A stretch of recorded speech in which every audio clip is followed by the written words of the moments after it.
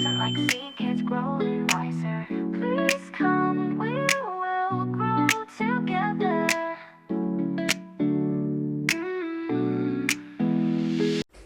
Muraho neza yewe ndabaramukije mwese. Hari hashize igihe kinini. Mu gihe rero ndimo ndatunganya imisatsi hano kugira ngo njye mu kazi. Hari abantu benshi bari kwibaza bati uyu muntu yabagahe. Ngiye kubabwira ahantu narindi kuko maze nk'ibyumweru birenga bitatu nta postinga kuri YouTube channel hano. Video zanjye ndumva mwari mwarazikumbuye. Hashize igihe kinini na posting. Impamvu rero n'abantu impamvu nta postingaga irakaze kubera ko usibye no gupostinga ama video hano kuri YouTube nta nubwo najyaga no muri office. Rubabaza ibyumweru bibiri birengaho ntagera no muri office. Muribaza ko iyo mpamvu nyine itoroshye, mu by'ukuri ntago yoroshye kandi koko nibyo, kuko ndi umuntu yikundira gukora. Nkunda gukora pe, ndakora nubwo nanone burya papa yanjye ariyo kuba umugore wo mu rugo. Nanone nkunda kuba umugore wibera mu rugo, ariko bikaba byankundira nabikunda cyane nyine mbasha kwinjiza amafaranga. Murabyumva nyine atari ukubaho mu rugo usaba buri kimwe. So guys, byagenze bite rero? Abarimo baribaza ngo wabagahe. Byagenze bite? Rimwe narabyutse mu gitondo. Nafite ikibazo cy'umwana warwaye, yari afite amonjine, mitangiye kwa muganga. Mu gihe nkiri kwa muganga ntaranavayo, mitamenya ko umukozi ngo yagiye. Icyo gihe rero ikintu cyambayeho byansabye ko mita ntaha mu rugo. Ubwo nari nzi ko njyana umwana kwa muganga, namuvana kwa muganga nkahita ngenda ku kazi, kuko murabizi ko mu Rwanda, ku batari mu Rwanda menya mutabizi, mu Rwanda dutangira akazi 3:00, nago tuzinduka cyane 3:00. Rero buriya kuri njye buba bwakeye cyane biba bimeze nk'ari ku manywa y'ihangu. 3:00 waba wapanze gahunda nyinshi zitandukanye, wazikoze wanazirangije. Numvaga rero nanjye ndi bube nasoje ibyo byose, hanyuma nkahita ngenda akora akazi nk'uko bisanzwe. Yego, ubwo rero ikintu cyambayeho nahise mba supposed ku notifying kubwira akazi ko ntari buboneke n'iki mita njya mu rugo. Nawe urabyumva hari hatangiye ikintu bita struggle imeze ite yo gukora akazi ko mu rugo. You understand? Ntago byashoboka ko nava mu rugo siza abana, cyane ko urumva abana bariga, ariko njyewe abo mfite harimo utasa 6:30. Biragoye rero ko waba ufite umwana utasa 6 ngo ube wavuga uti wenda uripanga wirirwe muri office hanyuma nutaha ukomeza akazi ko mu rugo. Rero nafashe umwanya kanshaka igisokozo. Ibaza ukuntu nje imbere ya kamera gusokoza nta n'igisokozo nzanye. Nina ndajagaraye tu. Mwihanganire mana zanjye. Nagarutse ndakeka ko noneho ibyo nshaka mbizanye byose.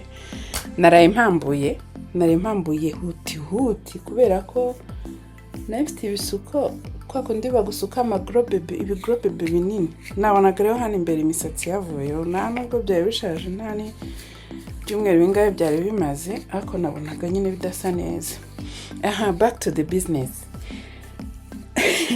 Ngizenya nyine mpita ntangira urugendo rwo gushakisha umukozi, ariko mu by'ukuri ndi no mu rugo. Ego, niyo mpamvu nayo maze iminsi nta postinga, habe na video, habe na short, habe n'iki. Nibereye mu rugo, ndimo ndakora imirimo yo mu rugo, ndimo ndafasha urugo rwanjye, kuko simbizi kuri mwebwe, ariko mumbwire muri comment mwebwe mubona priority zanyu ari izihe. Ese ni urugo, akazi niko kaza mbere y'urugo? Mwebwe mubibona gute? kwa ko nahuye n'icyo kibazo. Murabizi ko you can't survive by only one income. Ntago bishoboka muri no Kigali, ibintu byarahenze. Ntago nyine waba ufite akazi kamwe ngo uvuge ngo niko warirayingaho ukwezi gushire utegereze ko baguhemba aba ariyo yonyine ubona. Nari mfite rero side hustle yindi nakoraga, mfite umukiriya nkorera ibintu bya digital marketing. Noneho biba ngombwa ko yanshakaga nyine ngo on place mukorere, ngo ni ibintu nagomba gukora nyine turi kumwe. Nyine ataruvuga ngo ndabikora kuri machine, kuko mu kazi kanjye gasanzweho nubwo mbabwiye ngo maze ibyo byumweru byose ntakora, ho birumvikana ko nakoraga nkorera mu rugo, was working from home. Rero uwo nguwo we yahise ambwira ati ni ibintu byihutirwa nshaka gukorera hano muri ofisi, kandi birihutirwa, nyine byarihutirwaga cyane. None ikintu cyabaye yara nyine ndamubwira ntago mfite umukozi, sinabona ukuntu mva mu rugo, ntago bishoboka rwose, ntago bishoboka ko nava mu rugo kandi nta mukozi mfite. Nyine mbona biramurakaje cyane, ndetse binavamo ko ansezerera. Ubwo mu kubireka nyine narimo ndibaze se narakosheje, kwa kurumva mfite abana bato kandi n'ukuri ntago ari bake. Noneho ukareba akazi ko mu rugo, iyo ahantu hari abantu benshi habamo imyenda yo gufura, haba hari imyenda myinshi yo gufura, kandi muri Afrika ni hand wash, ntago wavuga ngo ufite machine ngimesa, nubwo hari icyo umuntu aba ari guharanira, ako sofa ntayo mfite. Haba hari akazi, amasuku, buri kimwe ubona ari ibintu bigoye. Noneho biba ngombwa ko nyina ako kazi gahagarara. Ubwo ngubwo nyine mumbwire muri comment, mwebwe mubona koko bikwiye ko, simbizi, uri nk'umukoresha, ese birakwiye ko niba ukoresha nk'umuntu ubizi ko ari umudamu, akaba atari umuntu nyine w'umunyamahanga, like uhora sibagura buri munsi n'ubundi ukugora, agahora n'ikibazo nk'icyo ngicyo, se birakwiye ko yagira nk'ikibazo ugahita umusezerera, like ugahita uvuga uti birarangiye, ntuzongeye kugaruka kubera ko wabuze umukozi, kwa kutitaye kuko uwo muntu twagiranye discussions nyinshi, ageraho anambwira ngo ubundi se ngo wategetse umugabo wawe akakugumira ku rugo ukaza ugakora. And I was like harahi, ni gute njye nategeka umugabo ngo ngwino ujye mu kazi, ngo ngwino usigarireho? Wategeka gute umugabo? Noneho the way yabikoresheje ngo tegeka ngo umugabo wawe. Mitamugani amahirwe yene nuko yari na side hustle atari main hustle, wana nubundi nyine real. Ndamugani rero ntago byakunda, niba uri kubona akazi kawe kari gupfa, kankwihere go ahead ube washaka undi mukozi, bigenda gutyo. Ubwo rero ndimo ndababwira ingaruka zo kuba hano. Hari ingaruka zo kubura umukozi wo mu rugo. By the way, harimo kuba ushaka gutakaza akazi. Hari umuntu utabyihanganira ko wamara like izo week zose nyine utaza muri office, nk'ibyo byambayeho. Hanyuma hari indi ngaruka ya kabiri na statinga itari nziza. Nk'ubu nkanjye ukora ibya YouTube channel, murabibona ko icyo gihe nafite aba subscribers bagera kuri 600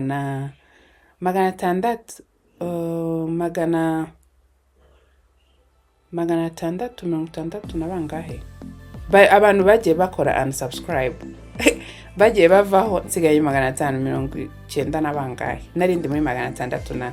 So nyine akazi kubijyanye n'akazi kandi ku ruhande no kuri karagenda kagapfa pe, birapfafana. Niyo mpamvu house helpers umva tubakeneye rwose. Hanyuma ikindi wenda navuga, ntago bigira ingaruka mbi gusa, ahubwo bigira n'ingaruka nziza. Ingaruka nziza rero ngiye niboneyemo, umva iyo wibereye mu rugo utuntu twari twasita turi ku murongo, home yawe itiba organized ku buryo burenze, ku buryo budasanzwe.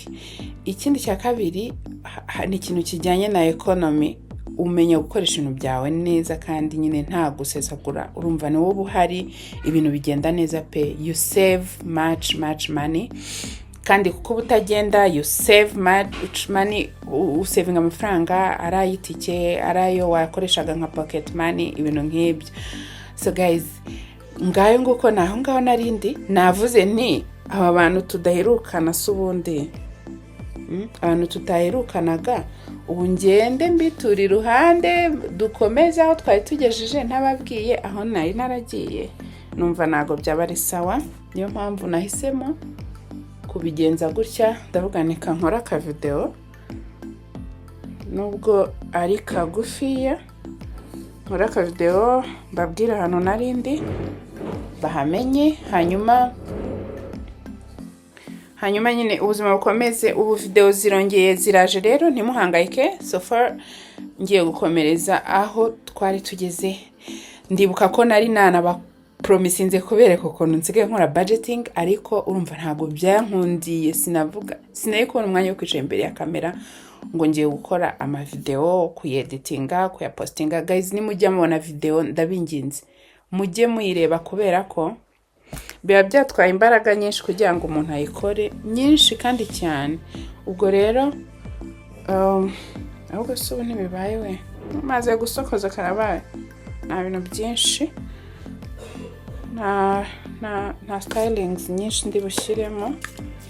Ngiye gushyiramo aga spray ubundi hagende ngewe. Okay. Nase mwe mumeze mute? Nimunyibwirire muri comment section, mumbwire wenda mwe mumeze mute. Ese mubona koko ubuzima bw'abadamu tuzabamo dute n'inshingano nyinshi tugira? Ko simbizi niba ari on my side, na mbizi niba ari njye nyine bibaho, ariko hari igihe umugore agira inshingano zikagenda zikikuba zikaba nyinshi bikagucanga, none ukajya ubura icyo ufata n'icyo ureka. Ariko hamwe na organization, buri muntu no kuziga ukuntu yakora organization, ibintu bikoroha, bikamworohera bidasabye ibintu byinshi, nyine umuntu akaba ubuzima ku buryo yabasha kumanaginga ibintu byose kandi nyine atago. So muri iyi minsi mparaye kudakora makeup, simbizi kandi ubwo nuko ndi bugende. So murakoze cyane rero gukurikira. We warebye video kandi udukunda, ndakwinginze kora subscribe. Niba warayikoze ntiwongere kuyikora, ko uyikoze bwa kabiri wabukoze unsub, wabo nyine uvuye ukora subscribe. Niba uri mushya uze dukomezanye urugendo kuri Grow Smart with Angelique. Ngiye gukomeza kubaha ama video yanyu, nzaresumingira, nzakomereza kuri budgeting kuko turi tariki deja 24 n'ubundi kuri 24 nibwo nkora budgeting. Nzabereka ubwo ni muri video ikurikira, nzabereka ukuntu nkora budgeting, ukuntu mbika amafaranga nkaya managing. Ko budgeting ni ikintu kimwe, kuba wagena ngo aya mafaranga azajya aha andajya aha, ariko mu gihe cyo kuyakoresha hari igihe bigorana, ugasanga yakoresheje nabi ashize mbere. Ndaza kubereka agatrick nkoresha kugira ngo bivemo, nsoze nyine mara ukwezi ntari broke, kwako ngiye mpembwa ku kwezi, mara ukwezi nyine ntari broke. Ubwo rero guys, mwakoze cyane gukurikira, naho muri video yuta. Bye. Love you guys.